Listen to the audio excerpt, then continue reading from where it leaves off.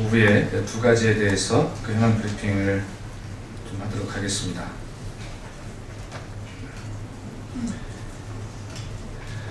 박근혜 정권은 역사 주권과 영토 주권 포기에 이어서 철도 주권마저 포기하려 하는가?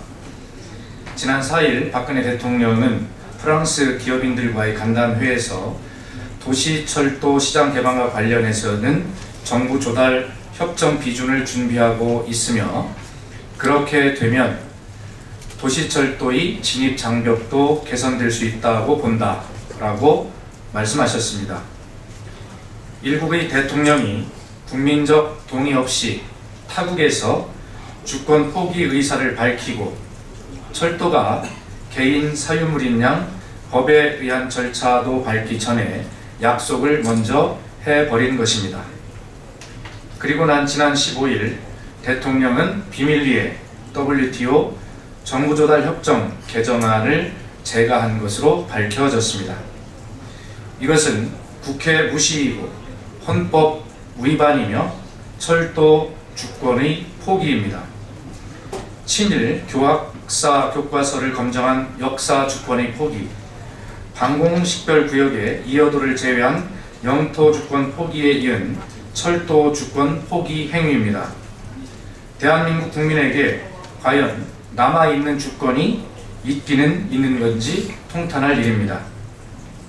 2011년 12월 1일 당시 국토해양부의 WTO 정부조달협정 4차 양화안 검토의견 송부 공문에 따르면 국토부는 고속철도를 개방 대상에서 배제하는 것을 주석에 명시해야 한다라고 요구했던 것으로 드러났습니다. WTO 정부조달협정이 시행되면 철도 개방, 철도 민영화가 가능해질 것을 우려했기 때문입니다. 자, 바로 이것이 국토부가 애초에 외교부에 보냈던 이 의견 송부입니다. 이 제일 밑에 보면 분명하게 고속철도에 대한 GPA 협정을 배제하는 주석이 필요하다라고 국토부의 의견을 밝히고 있습니다. 그런데 이번에 비밀리에 대통령이 제거한 개정안에는 고속철도를 개방 대상에서 배제하는 주석이 없습니다. 철도 민영화를 막기 위한 방벽이 무너진 것입니다. 박근혜 정권의 철도 민영화 선언이자 철도 주권 포기 선언입니다.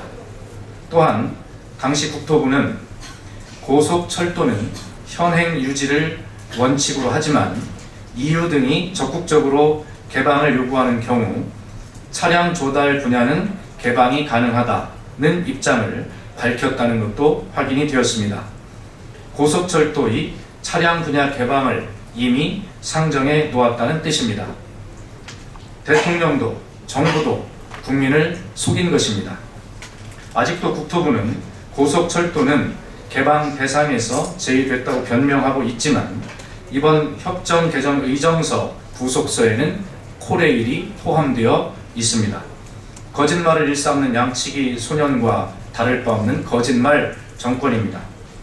박근혜 정권의 거짓말이 끝이 보이지 않습니다. 박근혜 대통령은 개정안 제거를 즉각 처리하고 국회 비준 동의안을 조속히 제출할 것을 요구합니다.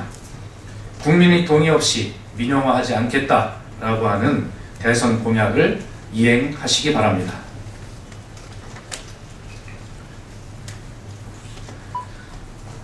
다음으로 4인 협의체 관련해서 말씀드리겠습니다. 박근혜 대통령과 새누리당은 여야 합의 존중 약속을 이행하라. 새누리당이 민주당이 제안한 4인 협의체 제안을 받아들이지 않는 것으로 방향을 잡고 있는 것으로 알려지고 있습니다. 물론 대선 개입 의혹 진상규명을 위한 특검 도입은 논의의 시작조차 하지 않겠다는 뜻입니다. 새누리당은 무엇이 그렇게 두렵습니까? 말 그대로 거리낄 것이 없다면 특검과 특위를 적극적으로 수용하여 결백을 증명하면 될 일이 아닙니까?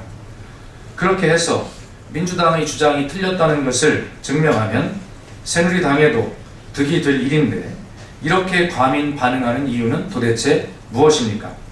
혹시 내놓고 말 못할 속사정이 있는 것은 아닙니까? 친박 핵심으로 통하는 새누리당의 한 고위 당직자가 특검 주장은 대선을 다시 치르자는 이야기라고 말한 것으로 전해지고 있습니다. 국가기관의 총체적 대선 개입에 당시 새누리당의 선거대책위원회가 연계되어 있고 만약 특검 수사에서 사실관계가 낱낱이 밝혀지면 대선을 다시 치러야 할 정도로 엄청난 부정선거였음이 드러날까 두려운 것은 아닙니까? 꼬인 전국을 풀기 위한 최소한의 조건인 4인 협의체 제안조차 받아들이지 못하는 새누리당의 처지가 딱하기만 합니다.